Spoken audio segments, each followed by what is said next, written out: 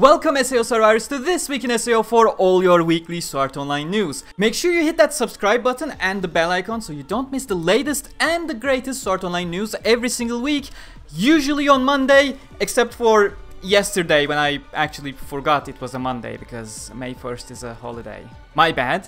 Unital Ring VII is in the process of being written. How do we know this? Because Reki Kawahara quite recently has started up another dragon naming contest, that's his second one, for a character whose name starts with a Fa. So I think it's safe to assume Fanatio will play a nice little role in Unital Ring VII whenever that releases. I'm still expecting that to be sometime this year. Speaking of Unital Ring, the manga adaptation, the monthly manga adaptation, has finally started with its Chapter 1 following the Chapter 0 prologue they had last month.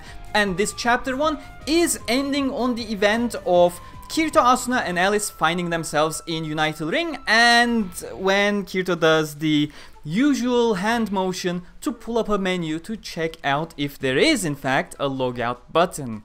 If you know the events, that's kind of a lame way, a cheap cliffhanger, you may say, but hey, the cliffhanger works at least in this one. Gonna be very disappointing in the next chapter. Make sure to, I'll say this again, subscribe, because we will be translating this fairly shortly as well, and I will be just sharing it here in This Week in SAO as usual, down in the description, whenever we end up doing that. But speaking of SAO manga, these segues just write themselves, don't they? Sword Online Sisters Prayer just came out with its final chapter, wrapping up the prologue story of Mother's Rosario, leaving Yuuki behind as the only remaining member of the original Sleeping Nice trio, consisting of herself, Kon no Aiko, her sister, and Merida, a friend they met in this story. With that, however, we are moving on to the huge part of This Week in SAO, because the news this week, they're very much focused on the SAO games once more. Sword Online Last Recollection had a special Dengeki channel stream last week, and we had a whole lot of stuff actually. And all of the stuff that I will be talking about, if it's a preview, it will have a separate link for you to watch the whole thing uninterrupted and with voice as well. So do check it out below the like button, and as you go there, like the video as well, it helps a lot. But we're starting with Philia and Strea being officially confirmed for Sword Online Last Recollection. Now there has been a lot of questions whether these are the Wayfarer versions we had in Licorice or the real deal. The answer is we don't know, nothing specific has been said. All we know is that the designs they have showed as part of the reveals, as well as the gameplay footage that I'll get to in a bit for Strea, it featured the Wayfarer designs from Alicization Licorice rather than their Alo designs like we have with Klein and Egil and all the other characters from Alo. But I don't think this signifies they are definitely the Wayfarer versions. They can just as well be the real ones. It's just that they are using the designs from Licorice. Speaking of, Strea character event preview was there. We translated it, link down below. They have shown a 12-minute long live gameplay. They were playing on the stream live. This wasn't pre-recorded.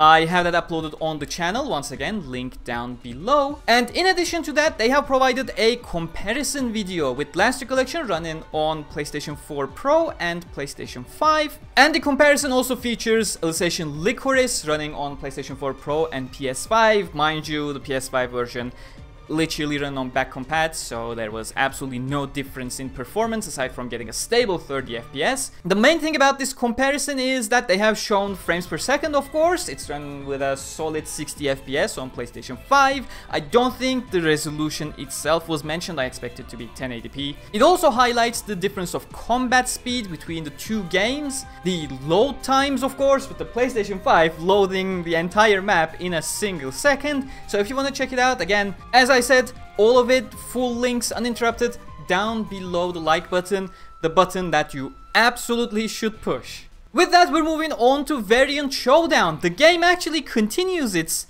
stable increase. It's still nowhere near integral factor at the moment, but hey, it keeps going up, and we'll see if they can keep this going or if it's gonna just go boom at some point. We'll have to wait and see for that. But this update this month has brought a lot of new things, so I expect this month to fare at least a little bit better than the better months that we had earlier. With May comes the 0.5 anniversary, so we have a lot of stuff going on right now. For starters, Idol Alice and Idol Sinon have been introduced into the game with a banner, and keeping with that Idol theme, the Battle Pass features an Idol Asuna. They certainly know what sells, and the ability card from the Battle Pass, the purchased version, both of them, is a very fancy, elegant Sinon ability card. We have a daily login bonus for the 0.5 anniversary, which features a lot of free 10 pulls, some gems, and Abeshi designed Layla ability card.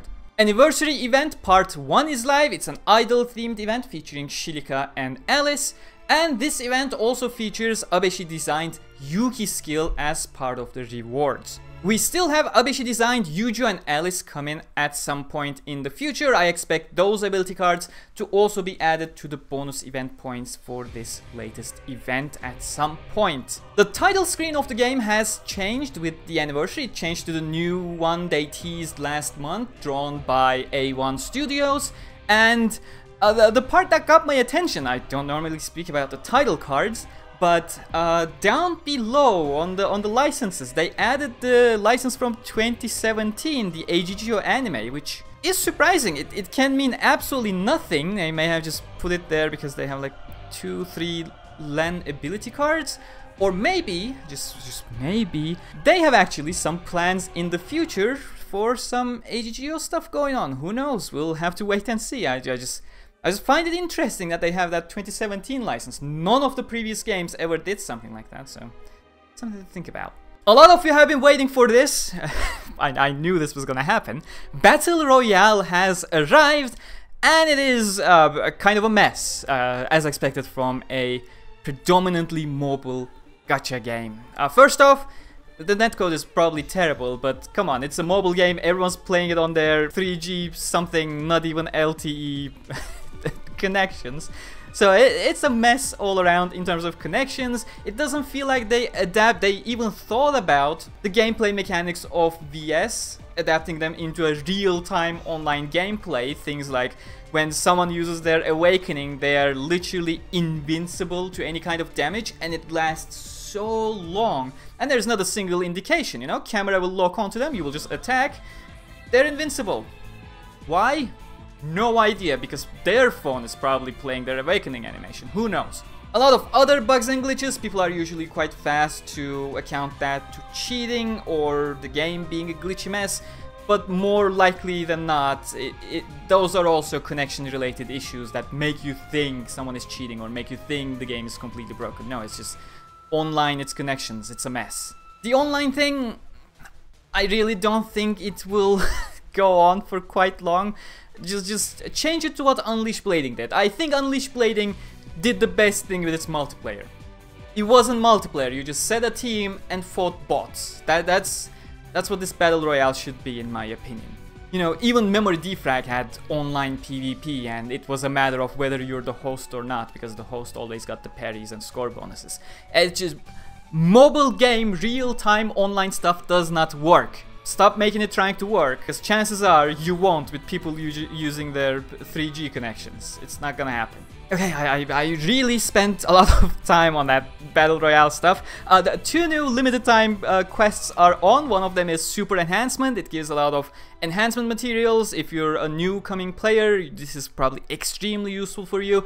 And there is the battle against Gleam Eyes. What was the name? The Monster Assault. The Monster Assault also comes with challenge missions for additional rewards, so do check them out when you have the time. Evolution Crystals. Now, this is a very much a quality of life improvement that has been asked quite often, and it is huge in my opinion. You can now dismantle, break down, split your duplicate excess limit break crystals from other characters, and then use the shards that you gain from them to limit break other characters. Again, if you have like a couple thousand of R tier crystals, that is still extremely useful, because you can go ahead and get your SSR character limit broken instead. This is a very good feature, just don't skip on it. Go to your inventory, check your excess crystals, they are very clearly marked, and you can even click split all button down below. It doesn't touch your non-excess crystals, so that's a very good feature, very well thought out. I wish the rest of the game was this well thought out.